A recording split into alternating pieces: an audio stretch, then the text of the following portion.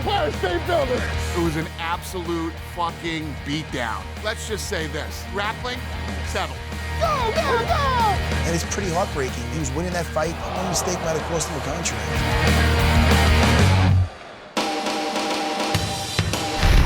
Hey, I'm UFC President Dana White. We're always looking for up-and-coming talent to sign. Back in the day, I used to scout the world looking for new talent. But I haven't done that in years. Now I'm back on the road, I'm looking for fighters, and I'm bringing two of my favorite people with me. Nick the Tooth is one of my best friends going back to high school. He is a true Renaissance man. He's done a little bit of everything, from music to business. He even won a Brazilian Jiu-Jitsu championship. Matt Serra won the Ultimate Fighter, and he also became the welterweight champion of the world. He now trains some of the best fighters in the sport out of his gym in Long Island, New York. We're checking out the best restaurants, the coolest places to hang out, having fun, and then going to see some fights. I'm looking for the next Ronda Rousey, the next Robbie Lawler, the next Conor McGregor. I'm looking for future champions. And I'm willing to go to any show, anywhere in the world to find them.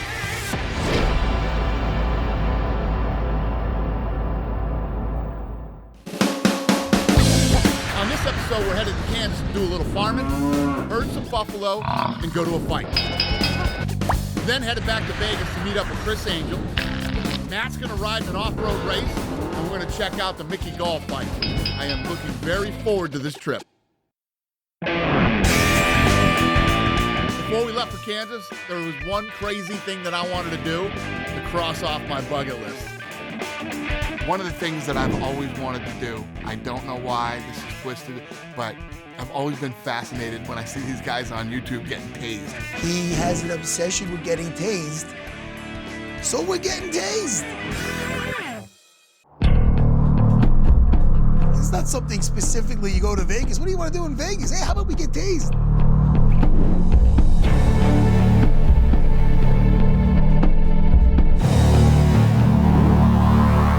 Give you a little information on this. This is the taser. 50,000 volts, that's what you're gonna experience. 50,000 volts. Any questions so far? On a scale of 1 to 10, how stupid are we? We'll ask you that question when you're done. Now that I'm looking tasing in the face, I'm sweating. I'm getting a little sweaty over here. And I'm just like, dude, man, I'm game for anything. But for me, I just couldn't see an upside. And I was really freaked out that something was gonna happen to one of us. You lock fingers and you hold hands. They hook the tasers up to you. And I'm like, man, I don't wanna do this, man. I do not wanna do this. I was just like, let's do this. Like the Band-Aid. Let's rip it off, let's go. Oh, God, just the anticipation, because you don't know what it's gonna feel like. And then you do a 3, 2, 1 countdown, and boom, they zap you. 3, 2, 1. Ah!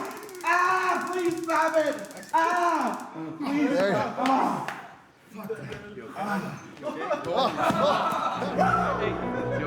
Oh, yeah, I'm good. It's really crazy. It just locks up everything, and it's just this immense pain. I was an absolute wreck. Those guys are like dancing around, and it's like the greatest thing that ever happened. I mean, some of us handle it better than others. So they flip the switch on this thing, and Nick the Tooth starts screaming like a fucking girl. Please stop it! Please stop it! Ah! And I'll tell you, 5 seconds does feel like eternity, but it's almost like when you're in a fight and you see your opponent start to get tired or start to make a scared face, it gives you strength. When I heard the Tooth cry out, Ah! please stop it! Ah! Ah! Please stop it! Ah! It gave me strength. I was getting electrocuted. I'm concentrating on my breathing and just think, thank God I'm not saying shit like that. Stop it! Please make it stop! The only thing that was missing was Mommy. Ah! Mama. Ah! Please stop! That's gonna be my new ringtone on my phone. I'm turning that into my ringtone. So So after getting tased, we took off for Kansas, which is a state that I've never been, and I'm actually really pumped to check it out. So what we're hearing in Kansas is the best barbecue place there is this place called Bite. The family that owns the place, super great people, nice, hospitable, what you would expect in Kansas. So what we're gonna do today is we're gonna teach you how to slice brisket, pull pork, and cut ribs. This is Yodi. Hi. Yodi's the cutter? Yodi's the cutter.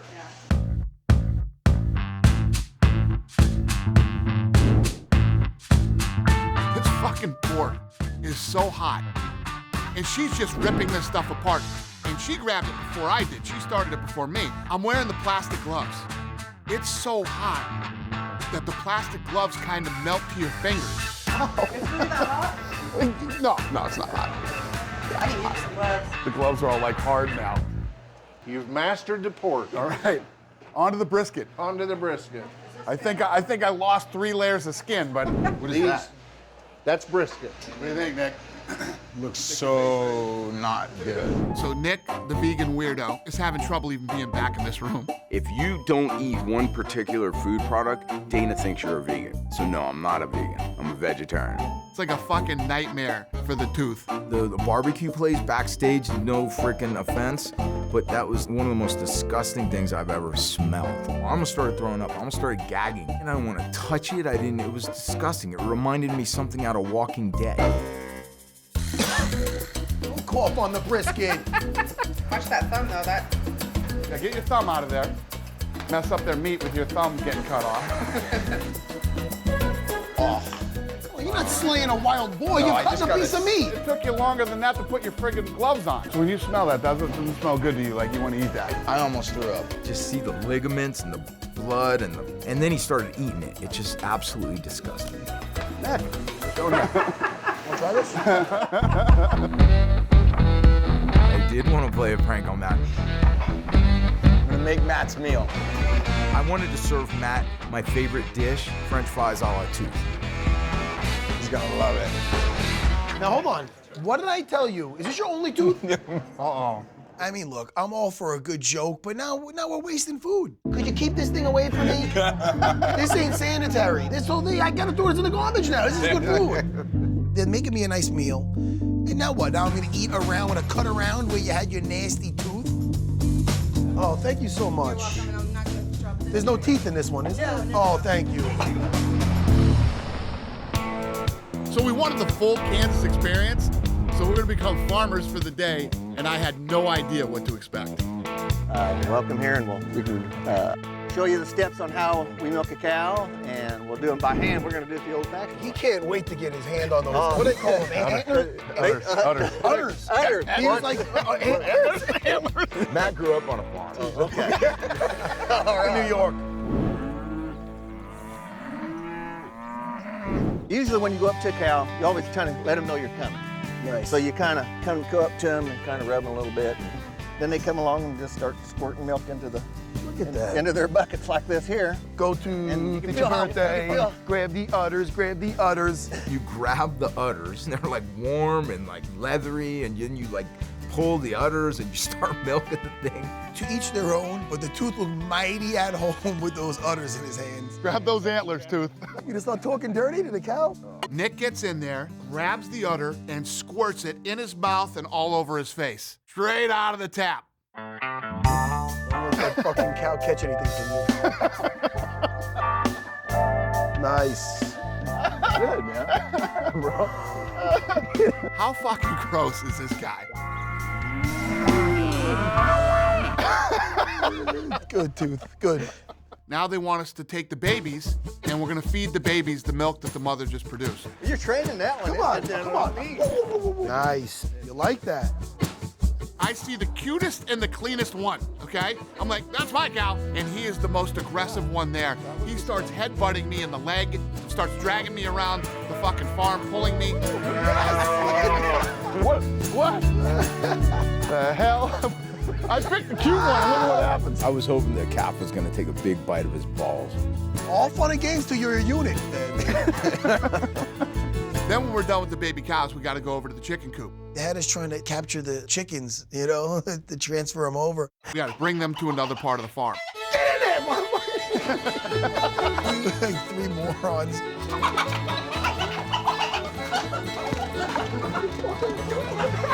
He's all over the place. Little chicken. You little fucker. No. That's harder than it looks. Pathetic. This is pathetic. Look at you. There you go. I manned up and grabbed the smallest chicken I saw. You did it. You snatched one of them right up, man. Boom! I was happy with myself. I'm the only one that caught the chicken. I'm liking Kansas. It is nice to look at, and can you get the fuck out of here, please? So then we go to a bison auction. And these guys have been around for 26 years. They auction off these bison for people to raise from all over the state and all over the country. And what they're gonna have us do is wrangle them. You guys are running out of daylight. Let's do it. Let's hit it. Thank you, sir.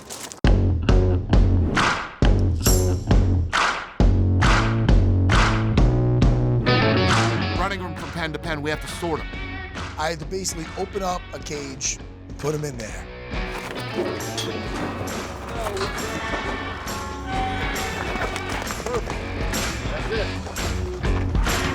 We're out there sorting the things and we're doing it. And Nick shows up with a fucking old lady scarf, stupid ass, Daisy looking sunglasses, and a pair of Vans. He's literally wearing checkered Spicoli Vans to sort buffalo and shit this deep.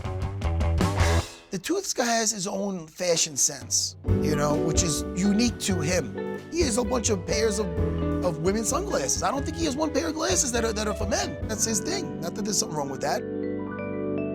His fucking shoes are coming off. Just think it's all mud. Don't worry. They're walking in shit. They shit. It's everywhere. It starts covering my shoes. Shit in my shoe now. His shoes are coming off his feet and they're full of shit. He's got shit on his feet, in his shoes. He's got fucking shit everywhere, from his toes up to his ankles. Dude, they got squirrely and my shoe was off. And as I'm walking, shit is going inside of my shoe. Literally shit. It is literally shit, man. I'm like walking in shit. I'm trying not to fall. I'm trying not to get hit by these things. That was freaking crazy. I am not a cowboy. I can assure you of that. Kansas was a very unique experience, and we did some really cool things before we went to see the fights.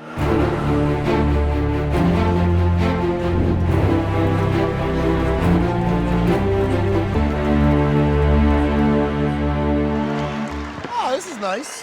When we're out here looking for talent, we're looking for upcoming fighters. You know, they're all not going to be Sage Northcutt.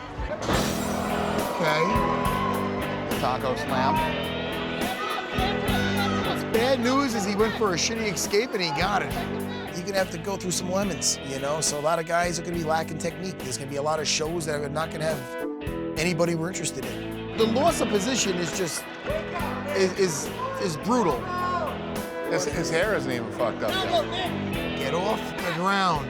It's just working the numbers. You have to go through all these shows and, you know, hopefully, you find a gem here and there. They got a better chance of putting us to sleep than each other. Oh, he tapped him. Taco won and we all lost. So there was a fight that was supposed to be 170 pounds. Harris versus Adkins. This will be a smoke show.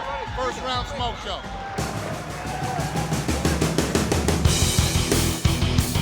Harris was 3-0. Adkins was 5-1. There's different weight classes. The minute I saw this fight going on, I'm like, these guys are not in the same weight class. You're telling me these two are both the same weight class? This dude's big, Are you crazy? This dude's medium. Harris was way bigger than Adkins, but Adkins was a talented, tough guy. This guy's weathering the storm. Mm-hmm. He's taking fucking everything that dude has thrown at him tonight. Good. Even though the size and the strength difference was there, I was like, this Harris kid is gonna gas out, and Adkins is gonna win this fight. And it literally started to happen. I'm telling you, this is my prediction. Leonidas gasses out, and the dude 2 weight classes below him wins the fight. Look how banged up this dude is. What? Oh, he's cut. Fuck. Don't stop this fight. Don't stop this fight. You have 2 fingers, we see him. Come on. That's bullshit. He would have won that fight. First fight at 170. Why though? Why? Because you're here. Ah, no. Blue corner, Criss. I just want to say right here, right now, if we're coming to your town, do not take a fight out of your weight class. Hey, I was just talking to your guys. Let me tell you what, you don't get cut, you win that fucking fight. That dude was gassed, he was done. You know what I don't want? 55, now 70. You know what? I said, when you guys were in there, I'm like, these dudes are not in the same fucking weight class. Dude, that is not what I want. I want you guys taking fights like that because I'm coming. Fuck that shit. Do not mess up what you got going on because we're coming. We will find you. We will see you. Do not fight out of your weight class. I hate that. It was cool. We had a good time, but I didn't see anything that I was looking for that night.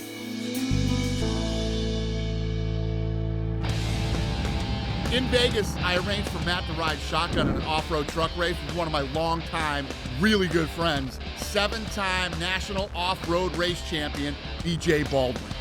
You know, I used to fight in a cage. He's a whole different type of cage right here. Well, you're going to be in a cage here as well, so you're going to be, hopefully you feel right at home. Get me through this thing in one piece, and you got a couple private lessons in it. Yeah, for sure. That would be Thanks, awesome. BJ, man. That'd be awesome. I'm psyched. Well, let's get you suited up. Before the race, Matt literally almost started crying about how he gets nauseous and he can't go on rides. You gonna take care of him when he gets out there? Dude, I just He's you know, fragile. When they asked me to go in that monster truck, I was dreading it. I got a queasy stomach. I used to be good on roller coasters. Can't handle that no more. I got an upset stomach on the pirate ride at the Adventureland with my kid. And so I knew it's gonna be a disaster, and I'm like, dude, I know I'm gonna get sick. Boo-hoo, you have to go race with one of the world's best racers. I feel like the Duke's a hazard. Can't even get the fuck in the car. Is this like a fight for you? Do you get like that adrenaline, like the? I don't get any of that. It's another day in the office. Yeah. I'm like the only guy that actually does the whole Baja 1000. You know, I've gotten to have good endurance, partly because of jiu-jitsu and learning how to fight and competing and being able to just not be intimidated by anybody. Nice, man. Nah, he's trembling from here, I can see it. So Matt's there on the starting line. Here we go.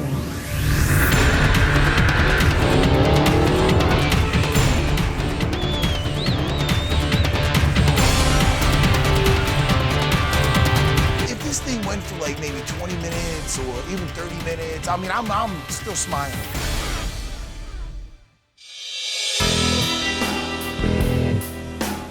After the first hour, I felt that the saliva started coming in my mouth. I feel the buildup.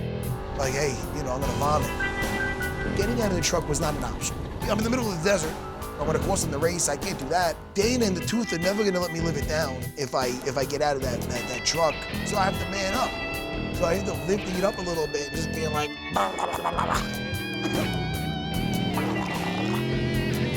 puked a little bit, brother. How you feel? I'm good. I mean, I puked, but I'm good. I'm not gonna slow you down. So I asked him, I go, hey, BJ, you know, how much longer? Oh, we're almost there? And when he told me 70 miles. How many more? I was so depressed, dude. I almost wanted to freak out. So, I mean, we're going over the bumps and it was disgusting. After 2 hours in that truck, I was like trying to find my happy place in my mind. It was pretty miserable. I got out of that thing. I was white as a ghost. I just wanted to just shower and just lay down somewhere. I didn't want to talk to nobody. I vomited. Did you really? Yeah. Did you puke? Anybody got a breath mint? Let's go eat lunch. Fuck. The Four Kegs is an institution here in Vegas. I have been going to the Four Kegs since I was a little kid. Their specialty is the Stromboli. How are you, sir? So you want to make a Stromboli, huh? I'm gonna do. All right, you want to do it? Let's do it. Thanks. I love Strombolis, and not many people know about Strombolis. Not many people know what they are. What exactly do they consist of? Well, the original Stromboli, which we're going to make, is ham, salami, sausage, pepperoni, cheese, and marinara. Perfect. Boom. Let's make one. All right, let's do it. So we put a little bit of cheese right across here like that. Yeah. This is our dough. It's our pizza dough, actually. Yeah. The recipe came from Detroit many years ago. And we use the same dough for the pizzas and the Strombolis, and it's a very well-kept secret. Okay, so now here's the tricky part. You want to grab this, pull it over, and then push down like this. Seal it up just like this. Oh, yeah. Okay, then we just take this, cut the excess off. Three-leaf cuts about every inch or so. And a little bit of butter, and that's it. You want a part-time job? Yeah, I'm in, man. Is it good? Really good. This thing is a home run. It's delicious. And if you ever get the opportunity in Vegas, you have to try the 4 kegs. Later on, we were able to meet up with illusionist Criss Angel. He's one of the best performers in Vegas and a really good friend of mine, and I was pumped for Matt and Nick to meet him. Come on into the playground, as they say. I'm gonna illustrate to you how I can kind of get inside your head and how I can read, you know, what you're thinking. I got a sick mind. I'm one of them. You know what? I don't know if you want to go in there. No, we want to go in there. Yeah, I know you're an expert. Without a question. Now, I want you to see that, and it's no bullshit. I have just some styrofoam cups. You can examine everything. You give it to Dana, check it out. Then he takes this knife. And I want you to see how you can Sharp give it. up, Yeah, check it out. I want you to see. Don't cut yourself. Yeah. But if you slammed your hand into that, you'd be pretty fucked. What we're gonna do is we have 4 cups. We're gonna put them down like this. Oh, dude, I'm getting scared already. Matt, you can come with me to make sure I don't cheat. Okay. I want you to, Dana, to take the cup and hide it under any one of the cups. I'm gonna put a knife on one of the cups. Okay. Under the cups. Don't let me know what it is, and don't even do it until I go over there. Come here. I'm with you, bro. I'm gonna keep my eyes closed. I'm with Look, you. my eyes are closed, right? Eyes are closed.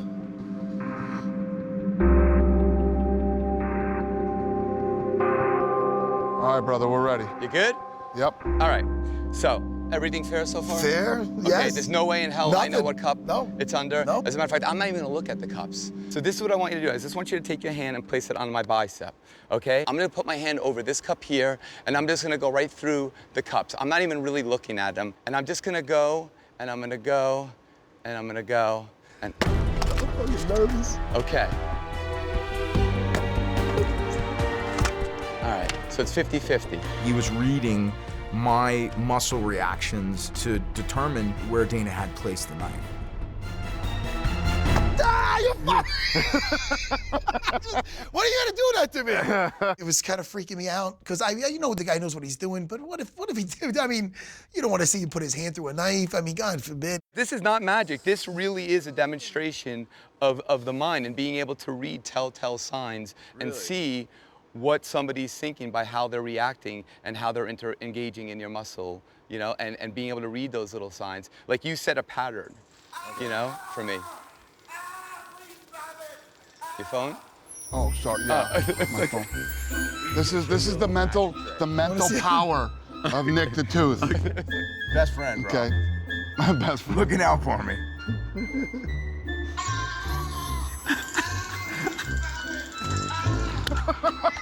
So go back to the mental toughness. Oh, yeah. See how he pulls us down and then I pull Matt down, right? Fucking, that's so great. Please stop it, please. He's so polite, isn't he? Please. I'm a gentle guy, bro. You're about to get abused by Dana White. Yeah, exactly. Every day. Every day. Every day they're gonna do some shit to you. We All love right, you. man. Thank you so much, man. Dardy. Thank Appreciate you for your it. time. So the whole reason I brought Matt and Nick back to Vegas was so that they could check out the Mickey Gall fight. We originally discovered him in a show in Philly, and after he won his fight impressively, he called out CM Punk. Mickey had to fight in the UFC on UFC Fight Pass prelims, and if he won this fight, I was gonna let him in the UFC and let him fight CM Punk. Yeah, I feel great. I feel great. You seem pretty fucking chill. Yeah. Yeah? I'm ready to go. Good. I got to beat one guy up. That's it. All right. That's it. I'll see you after. Thank you, Danny. All right, buddy. We are in Las Vegas. Welcome to the MGM Grand Garden Arena for the UFC Fight Pass prelims. It'll be Mickey Gall versus Mike Jackson. If Gall wins, he'll be charged with welcoming CM Punk to the octagon for the first time. I feel good. I feel the nerve, but I'm really confident. It's my destiny. It's what I've been working for the past like 7-8 years. I'm earning this. I earn this every day. I want to send a message to everybody. I want to let people know that I'm a bad motherfucker. I'm here to hurt people. Fighting out of Greenbrook, New Jersey, Mickey Gall. He is in the white trunks. Mike Jackson is in the black. You can see already he's on his bicycle. He wants to be a moving target because he knows it's an eventuality that Mickey Gall is going to shoot for a takedown. The question is, how does Mickey Gall get pressure? And he launched a right hand. Right on the button, and this is where Mickey Gall thrives. He loves to take the back. He's got long limbs for chokes. He's already got the arm trapped with his right leg, and this could be it right here. Right under the chin, he is there. Mickey Gall makes good on the UFC debut, submits Mike Jackson inside of a minute. It didn't take long. No, that was quick. That's how you want to do it. That's how you want to do it. Congratulations. Feels amazing. Last time I was on the mic talking about one guy, and I'm still thinking about one guy. I want to be fed. I'm hungry. Feed me CM Punk, please. Couldn't look better here tonight. CM Punk has now entered the octagon. Good fight. That's how you want to do it. Nice and quick. Yes. Good for you. Yeah, I'll keep it that way. And we'll see.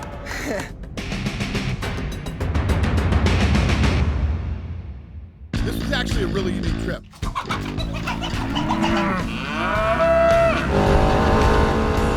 We got tased, heard of buffalo, ate some barbecue, and even though we didn't find a fighter in Kansas, we had a blast. And now, I'm really excited for this Mickey Gall CM Punk fight. Best of all, I got a brand new ringtone. Can we run this from the top, please? Round 2. I fucking hate snowboarding.